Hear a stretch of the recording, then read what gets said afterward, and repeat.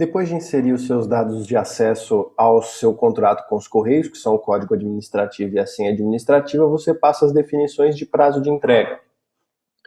Você pode exibir ou não o prazo de entrega. Se você optar por não, as consultas de frete retornarão ao consumidor apenas o valor e não o prazo de entrega. Usualmente, o prazo de entrega é deixado como sim, porque é muito importante para o consumidor saber uma estimativa de quando o produto vai chegar. Você tem a opção de deixar como não, mas a opção recomendada é sim. O tipo de prazo de entrega que você pode definir é dias ou data. Se você coloca como dias, ele vai apontar um número de dias. O produto será entregue em 5 dias, 6 dias, 7 dias e assim por diante.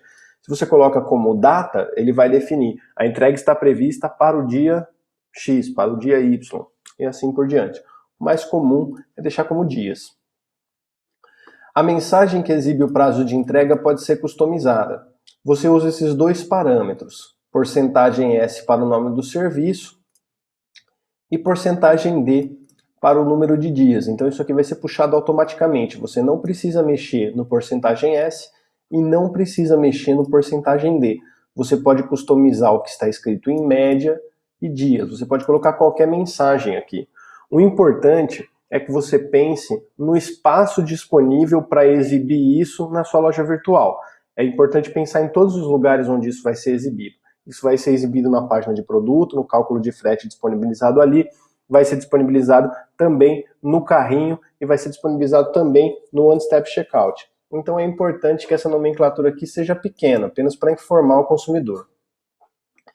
Você tem também a possibilidade de trabalhar com um atributo para adicionar prazo ao prazo dos Correios. Isso aqui é utilizado para produtos cuja disponibilidade não é imediata. Ou seja, vamos supor que você venda na sua loja virtual um determinado produto que você não tem em estoque. À medida que o consumidor pede, você faz o pedido para o seu fornecedor, esse produto chega para você em, por exemplo, 2 dias, e depois de 2 dias você pode despachá-lo para o consumidor. Isso significa que esses 2 dias de disponibilidade, eles precisam ser acrescidos ao prazo dos Correios para informar um prazo melhor para o consumidor. Aqui então você define qual é o atributo que você usa como disponibilidade. Basta você selecionar o atributo aqui dentre os atributos disponíveis. Naturalmente você vai escolher o atributo que você usa para disponibilidade no seu cadastro de produtos, e então ele vai somar esse número de dias de disponibilidade ao prazo dos Correios.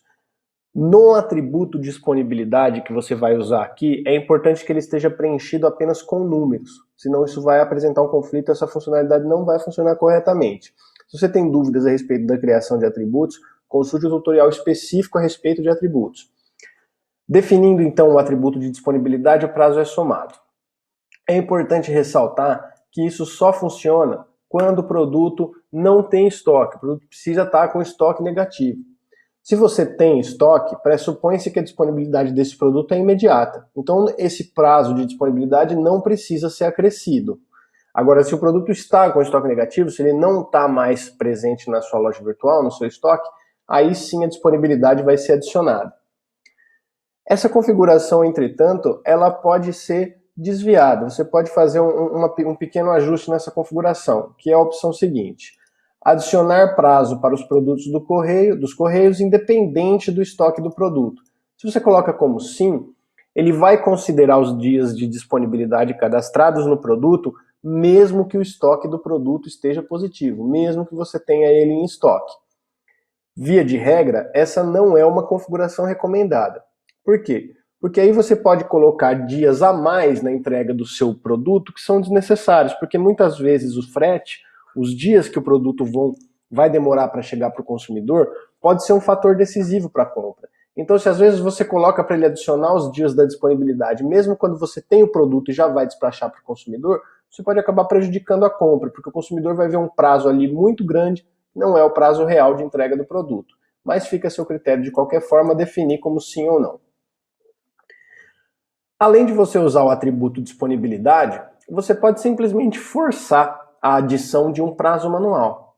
Então, você pode colocar aqui, para cada modalidade que você usa, os dias que você deseja adicionar. Então, ele não vai mais adicionar dias baseados no seu atributo disponibilidade. Vai passar a adicionar os dias baseados no número manual que você coloca aqui. 2 dias, 3 dias, 1 dia. Então ele vai, além do prazo já passado pelos Correios, adicionar para cada modalidade aquilo que você informa aqui nesse número. Você pode adicionar prazo para todas as modalidades que você usa se desejar. Logo abaixo você tem uma sequência de 3 configurações que dependem do serviço que você utiliza nos Correios. Se você utiliza o serviço de mão própria, aviso de recebimento e valor declarado, você seta essas opções como sim. Dessa forma, o cálculo do frete vai incluir as alterações de valores que essas opções implicam. Quando você usa esses serviços aqui, o cálculo de frete, o valor a ser exibido para o consumidor, é alterado, porque o Correio tem uma determinada forma de cobrança para cada um desses serviços. Então, se você coloca aqui como não, mas pretende utilizar esses serviços com os Correios, o cálculo de frete vai ficar defasado. Então, se você usa esses serviços aqui, você deve setar como sim, e isso vai ser incorporado ao cálculo de frete. Em validar dimensões dos produtos, você tem as opções sim ou não. A opção recomendada é a opção sim. Por quê? Porque dessa forma, o cálculo de frete da sua loja virtual vai estar alinhado com a regra de dimensões dos Correios. Se você coloca como não, mesmo que um produto tenha dimensões que os Correios não transportam, ele vai fazer o cálculo baseado no peso do produto, mesmo com o fato de que as dimensões não são suportadas pelos Correios. Se você coloca validar dimensões como sim, e o seu produto tem dimensões que não podem ser transportadas pelos Correios, aí ele não vai mostrar, ele vai validar essa dimensão do produto e não vai mostrar a forma de envio dos Correios, porque ela não é aplicável naquele caso.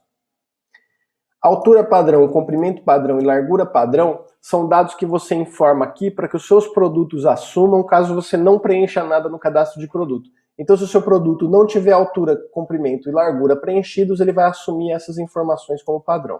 É importante pensar que essas informações aqui vão ser utilizadas na hora de determinar o valor do frete. Então, é importante que você tenha em cada produto as dimensões preenchidas corretamente. Em valor mínimo de compra e valor máximo de compra, você pode estabelecer um valor mínimo a partir do qual os Correios vão ser disponibilizados para o consumidor como método de envio e um valor máximo para quando os Correios vão ser disponibilizados para o consumidor como método de envio. Essa não é uma configuração muito usual, mas às vezes você pode considerar que determinado produto ou determinada compra de determinado valor pode ter um problema de extravio ou você pode ter uma preocupação de que o valor é muito alto para ser transportado pelos Correios, então você coloca aqui um valor máximo. Ou então, às vezes, o valor da compra pode ser muito pequeno para justificar o que você vai gastar com o frete, então você pode colocar um valor mínimo de compra aqui para fazer essa entrega por correio. Você pode estabelecer valor máximo e valor mínimo. Em peso máximo, você define para cada uma das modalidades qual é o peso máximo aceito. Então, se o consumidor eventualmente está tentando fazer uma compra com o peso superior ao determinado para o Sedex 10, o Sedex 10 não vai ser mostrado como forma de envio disponível. Ele vai mostrar o E-Sedex, vai mostrar o PAC Sedex e as outras formas de envio que você coloca ali como disponíveis. Em taxa de postagem, você pode adicionar um valor fixo ou percentual para ser cobrado além do frete. Então, você tem, por exemplo, despesas de manuseio aí que você quer incluir para não ter prejuízos no envio dos produtos. Você pode colocar ou um valor fixo, então se você coloca aqui 10, por exemplo, ele vai adicionar R$10 ao cálculo de frete. O consumidor fez a compra, está fazendo a compra, faz o cálculo de frete. O frete ia dar R$20. Tem a taxa de postagem de R$10, o valor desse frete vai para R$30.